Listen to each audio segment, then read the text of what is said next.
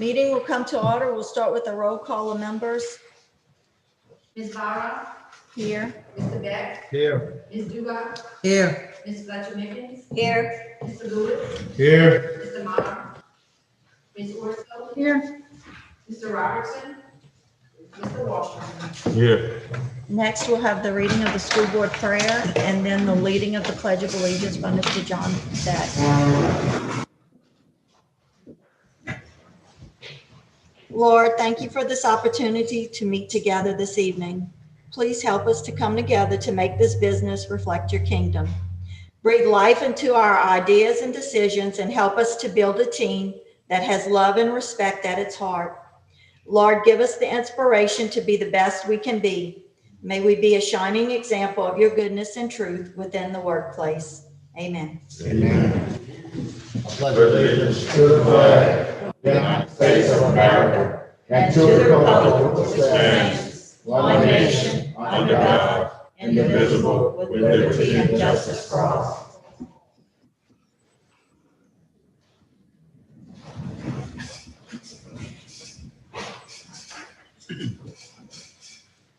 I need a motion to adopt the agenda. So moved. Moved by Ms. Urso, second by Ms. Duga. All in favor? Aye. Next, we have the consent agenda, approved minutes of October 21, 2020 school board meeting. Adopt the resolution of sympathy for Mary Landry. I need a motion. So move. Second. Moved by Mr. Beck, second by Mr. Washington. All in favor? Aye. Any opposed? I think the superintendent is going to read the resolution for Ms. Landry. Resolution reads as thus, whereas we, the members of Assumption Parish School Board, have learned of the untimely death of Ms. Mary Lane, an outstanding employee and citizen of Assumption Parish. And whereas by her devotion and loyalty, she had come to be recognized as a most valuable asset to the Assumption Parish family of public educators. And whereas Ms. Landry served Assumption Parish School Board for 13 years. And whereas her life was a record of service and devotion to children, community, and family, her laws will be shared by all who cherish the education of the young, especially the young of Assumption Parish. Now therefore be it resolved that the Assumption Parish School Board deeply regrets the untimely loss of a true friend and servant to public education and offers her family our deepest sympathy in their time of grief.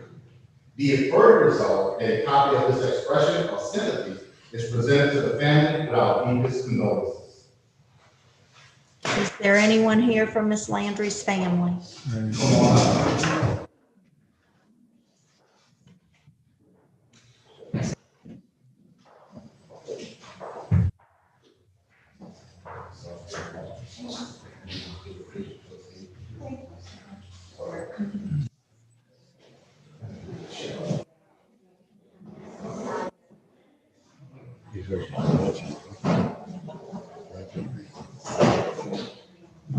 So I heard Ms. Lindsay now. I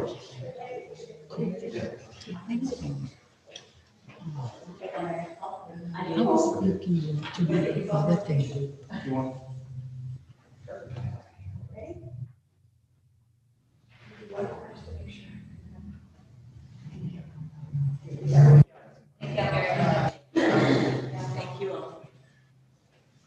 Thanks for coming. Thank you for coming. I would just like to add, knowing Miss Landry and her family for many years, she just was a sweet lady, outstanding service to our community, beautiful family, and her memory and her service shall never be forgotten. God bless. Bless you. While we on, I know this, I just found out about it, but one of our former board members, Mr. Reginald Washington, died on October 28th. And someone told me, I didn't know about it, but Miss Billy Winsley had also passed away, one of our former educators. So I'm sure we'll be preparing some resolutions in the future for that, but please keep family and friends in memory of their service to our board. Next, reports and recognition. Receive administrative personnel report. It should be in your folder for your eyes at your convenience. Next, policy and procedure. Authorize the superintendent to schedule a board retreat on December 18th, 2020 at 10 a.m. So moved. A motion by Mr. Lewis. Second. Weren't we supposed to have one on the 11th or something that's changed? That is, That's the the- one on the 11 is for the contract we had previously, Uh-huh. and this is a new retreat. So we still having one on the Yes, 11th? ma'am. Okay, at what time? What time is the one on the 11th? I'll have to get back to you and inform you that I don't want to talk about the current. I think it's in the afternoon, like Yeah. 4:30 or 4. That's I think it's 4 o'clock, but I don't know. That's what I would know, I'm It's sure. 4:30. They're supposed to be in the evening. Yeah, I thought it was 4:30. 4:30. That's what Dr. at Miller- November Yeah. 11th, next Wednesday. I thought, And that is with Dr. Mel, the Yeah. retreat that I'm referring to with Captain Kidsmore. okay, so 11 and 18. Yes, ma'am. That's next week, huh? The Yes, 11th. Wednesday next week. The 11th. Yes, it's Yeah. next Wednesday, Huh? Next Wednesday. next Wednesday. So why are we having one this late in December on the 18th? That's so close to the holidays.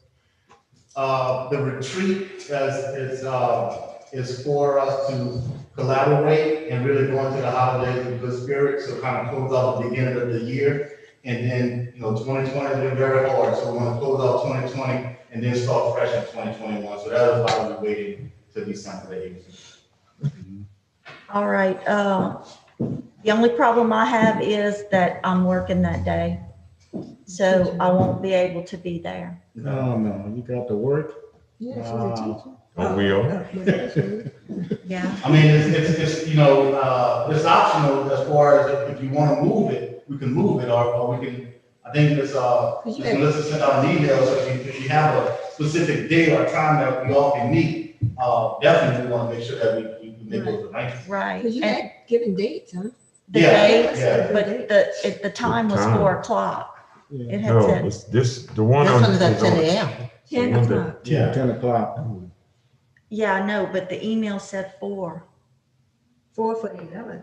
That's for next week. I don't know. Yeah. No, the email that I received Okay. said 4 What o'clock. I'll do is I'll resend it, so let's table this, and then, we'll get some more information from everyone, and then we'll reschedule. Okay. Let's table it. But the 11th is, The 11th is. 11th is Yeah, Yeah. that one's Okay. set. okay. Next on the agenda, receive information on revisions to policies, CED, employment of superintendent. Good evening, everyone. The next three policies that are coming up, and I'll go through the first one. They all have to do with personnel issues. The first one is policy CED, which is employment superintendent. In the last session that they've gone through, there was some addition. If you notice that everything that has been added is actually extra wording. It's stuff that we've done in the past. They just want to make sure they outlined it for you. That the school board made with the superintendent on paid leave, and they list the categories for you. The next section is paid leave shall be subject to the following, so it actually lists that category.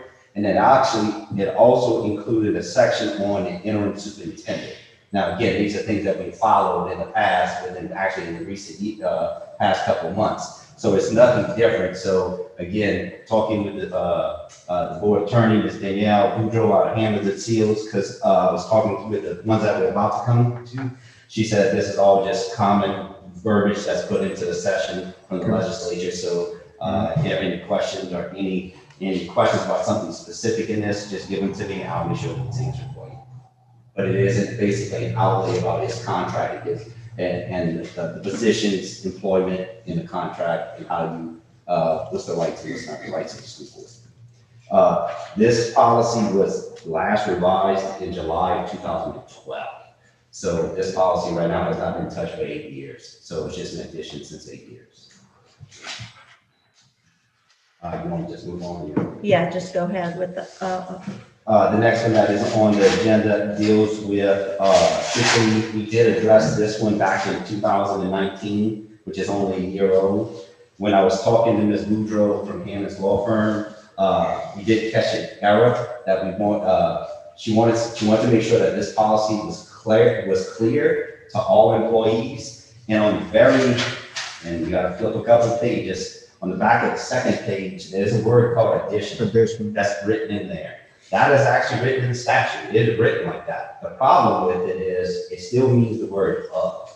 In a 6-year period, when someone goes out on maternity leave, they have 30 days of the 90 once they run out of sick time. So if I run out of sick time, I got 30 days of my extended medical that I can use. So just for clarification purposes, she's suggesting that we remove it just for it to read the way it's actually being used or utilized in the way we're doing it. So we just remove the word additional out of it so that because employees in this parish and pretty much everybody runs a little bit different because of the way the lawyers interpret it. Our lawyer interprets it that they get 30 days of the 90 days. So we're asking that to remove that. And why that's important has to do with the next policy. As you notice, some of these policies will start referencing other policies. And then the next policy, which is actually on policy, and by the way, this has never been revised. I tried to go through and research when this was actually implemented. I cannot determine it. I think it was 1997 that this was actually last touched. There is no revision on this policy inside of forethought. So I'm thinking that if you read the statutes, all of the statutes that came out, it was in 1997. So when they wrote this policy, it came across as in 1997. So the red part, which is at the very top, was the only thing we had written down for maternity leave. In the last legislative session that came across, the main change in this had to do with the word adoptive leave. So what they did was they took it and they took maternity leave and adoptive leave and they made one policy. The problem that we're facing is the policy that Forthrow sent, Hammond and Seals didn't like it at all.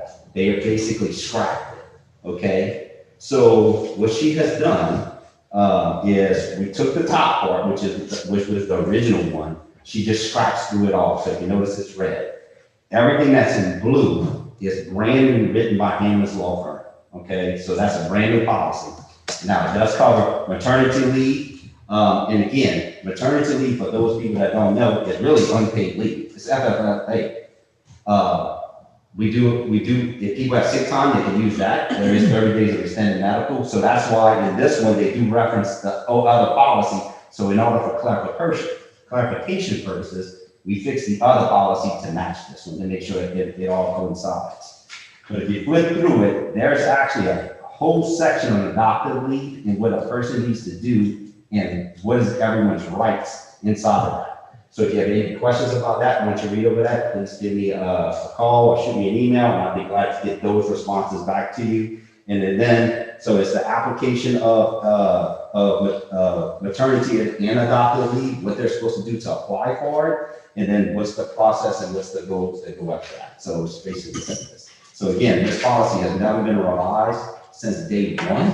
It was time for it to be revised anyway, so when the legislature could adopt it, we just revised the whole entire thing. Any questions on it? Yeah, Yes.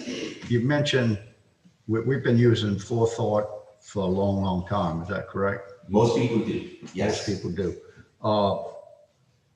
They presented a policy for us that Hammond and Sales found to be not good.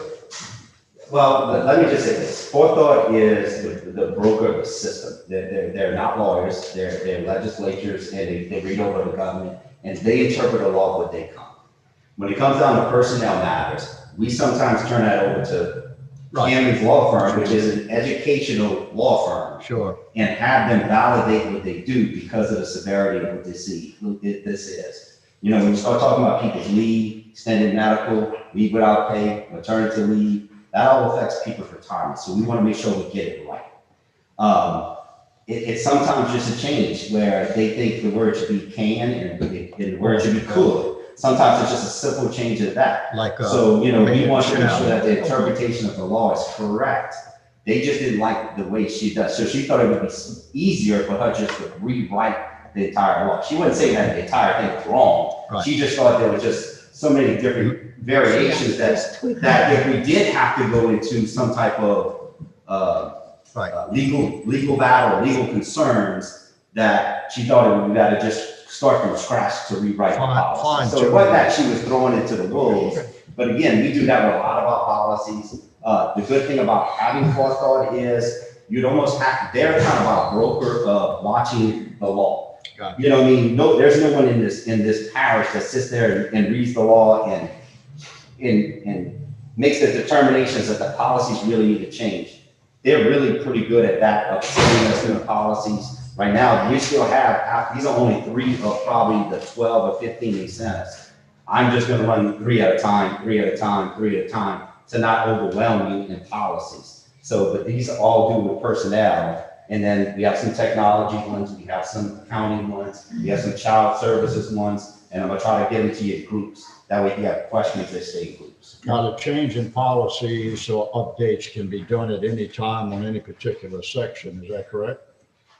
Any adjustments that are made by We're you. dealing with personnel now. If we have another area of school board business, we can submit that or talk about it and have it changed as well. It's not a time limit is what I'm. Oh, no. This, any change can be, again, school board makes policy, any adjustments can be You made. can make those- Sometimes, you know, if it is a legislative change or some type of something in writing, we do like to get, I guess, you know, if it's just a local change, then y'all can make the decisions and we normally don't question that. But Right. sometimes it's not a local decision, it's a state decision. Right. And when those things happen, we do get advice from the lawyers with those types of changes. Gotcha. Okay? Thank you. Thank you.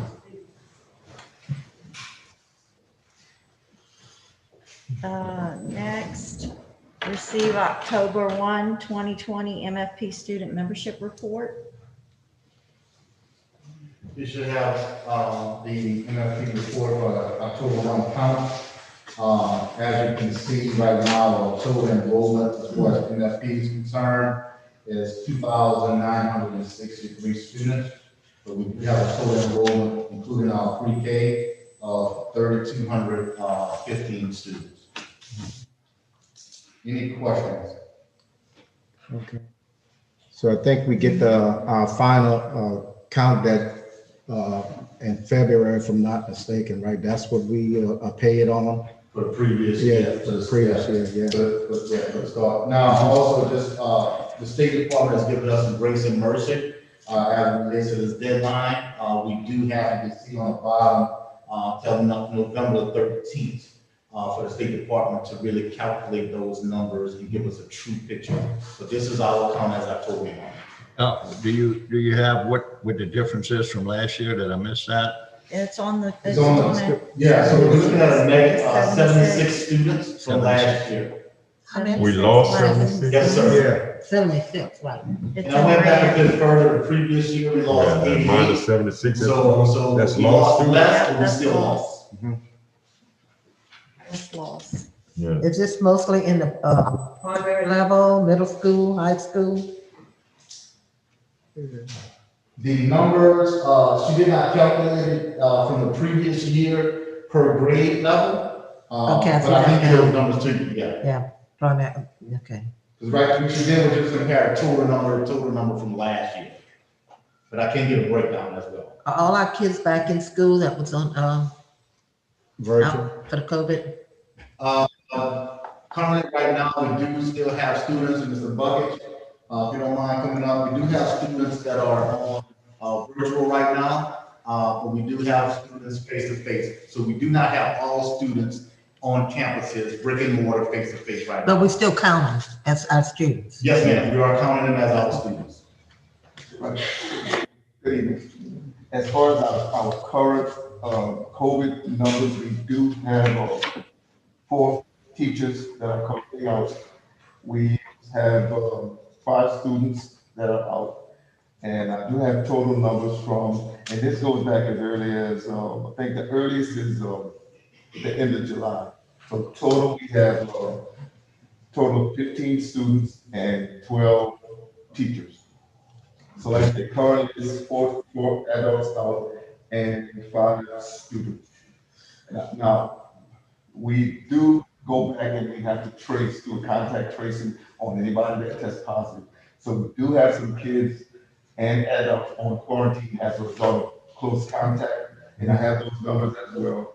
We have 4 students at one of our middle schools that's out as a result of close contact. We have 17 at the high school. Now, and this number does not include some close contacts from today, our volleyball team. It's Jessica's going to give me those exact numbers. Those close contact numbers, she'll probably get those to me tonight or tomorrow.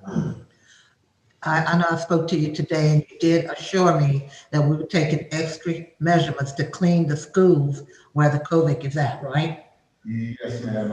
And again, we had a conversation with the superintendent yesterday, also Mr. Claymore. So one school in particular should have been cleaned this afternoon. And the reason it was pushed to the end of the day is that it can be done more thoroughly with the kids out. And I have plans to include another school in one of those communities. Yeah, so what we decided to do, I met with Mr. Claymore, and we're fogging our schools. So we're going in and we're paying extra to go in the afternoon to clean out schools to make sure that we are sanitizing everything. So we had a meeting with the principals today to inform them that, hey, we have to make sure we follow the guidelines, masks, 6 feet apart, cleaning. So we have to make sure that we're doing that. And in addition to that, we're also going in and cleaning on top of what we already doing and what the teachers are doing. So to answer that question, the answer is yes. We are going into the schools and making sure that we fog the schools and clean the schools, even if it costs us some more money. Well, I just want to make sure that we assure the parents that we are taking the proper steps to avoid anything that we can for the kids getting the COVID from teachers anywhere. That is correct. Yes, ma'am. Mr. B, we doing this ourselves or contracting that service out? Currently, right now, depending on if you want to speak to this, we're doing it ourselves because we are paying our employees extra. So I don't. This is Okay. clearing out, currently, right now, we're asking the campus is empty, so we can do a thorough clean inside of it, or especially definitely with the fogging part, to heavily fog the rooms to make sure that it happens. It's hard to do that when we have people moving around in their classrooms. So we did take care of one school today, the other school will be taken care of tomorrow. You know, but it's gonna be a constant battle, just constantly cleaning during the day, you're doing our constant things, and a lot of the research and contract tracing, it really is not across the lines of school, it really is coming from outside in and trying to protect our kids from the outside in coming back into our campus. So, we have not seen much transmission from student to student in the classroom. That really is not where it's coming from, or adult to adult, or adult to student. It really is someone already has it over the weekend, has done something, has went to the event, and then they're bringing it on campus, and then we're having to follow our protocols from LGH, which is close contact guidelines, and we must follow the guidelines. Thank you. Thank you. So you said those kids are test positive, or they just been in contact? Test right after quarantine? Well, currently it's 5 students that are, 5. okay, that's That's tested positive. positive. And again, the remaining, of those close contacts, which are, 17 at the high school, 4 at one of our middle schools, and that does not again include the volleyball team today. We have a number of close contacts, with the team, and unfortunately, they have to be quarantined. We, because of the number of students, we did not get an opportunity to call the individual parents, which we had been. I have a list to call this afternoon. So we did give the students, it was the end of the day, we gave the students a letter to bring home, and I'll be in my office at a certain time tomorrow to take parent questions and calls. For the most part, the parents have been understanding when we explain, understanding that we are doing what we have to do to keep the kids safe. So as far as quarantine and all, I think, I definitely commend our parents for being so understanding. We take care of the work, making sure the work is sent home. Of course, the students are more absent. And so we can try to just keep our kids up and not let them fall behind as a result. So, Good thing. Thank you, Mr. Buggett. thank you. Next on the agenda, request to enter into executive session pursuant to. Excuse me, Madam President, before we have on facility and grounds, I just want to make a comment. Last meeting, I think we approved the contract on maintenance of our facilities and the grass cutting and the upkeep. And I received a big thank you from members of the church in Belrose for the area that was cleaned up along the fence. It was outstanding, very much appreciated, and it's all part of being good neighbors. And as I understand, there's some other areas that are going to be cleaned up and maintained proactively. But we talked about it at the last meeting, and just acclimates to our system for responding quickly to help them out and make that site acceptable. While we're talking about maintenance and cleaning up, I would very much like for our maintenance committee or whoever goes inspect the grounds to please go and inspect the playgrounds of our children. I mean, we're having accidents and kids are getting hurt, and I really feel like nobody's really paying attention to all that, and we really need to look into it. So I really appreciate if y'all would get somebody. I don't care if it's all the grounds, if just certain grounds where we have an accident, but we really need somebody to go out there and take a look at what's going on. Ms. Dot, is it the equipment that we have? No, we had a child that fell and has a broken femur from stepping in a hole. And I hear that we have That's holes, big holes that are covered up and, Yeah, you know. that Yeah. needs to be fixed. I didn't know if it was. I think you made aware of it. I contacted, in that particular case, I did contact Ms. Nancy, so we're gonna follow up with Nancy to make sure that we, survey the grounds and make sure that we clean, and it's on all campuses. This is not just NPFR, but in all campuses, we're definitely moving in that direction. Okay. Thank you. Thank you. Request to enter into executive session pursuant to Louisiana Revised Statute 4217A2 to discuss the status and strategy concerning prospective litigation related to formal written demand from the Louisiana School Bus Operators Association for school bus operational pay. I need a motion. Second.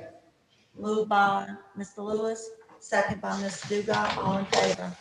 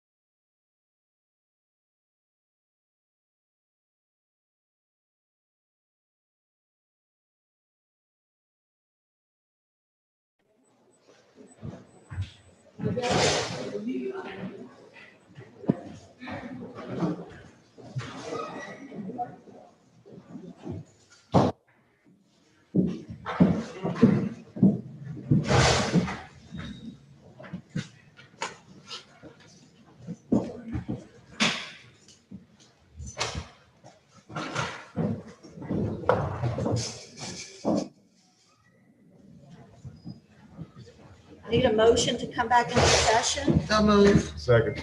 Moved by Ms. Dugas, second by Mr. Washington. All in favor? Aye. Any opposed?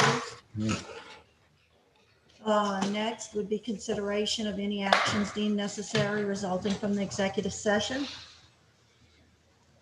Madam President, I motion that, I move that we authorize legal counsel to offer through the form of a settlement agreement only, the payment of 51 days of operational pay with an adjustment of 35% above the fixed rate. Second. I have a motion by Mr. Lewis, second by Ms. Orso. All in favor? Aye. Madam President, if you don't mind, do roll call, please. Okay. Mr. Lewis, Yes. Ms. Fletcher Mickens, Yes. Ms. Byram, No. Mr. Washington, Yes. Mr. Beck, Yes. Ms. Orso, Yes. Ms. Dugas. Yes. 6-1. Okay, on a 6-1, the motion passes. Next, I need a motion to adjourn. So moved. Second. Moved by Mr. Washington, second by Ms. Orso.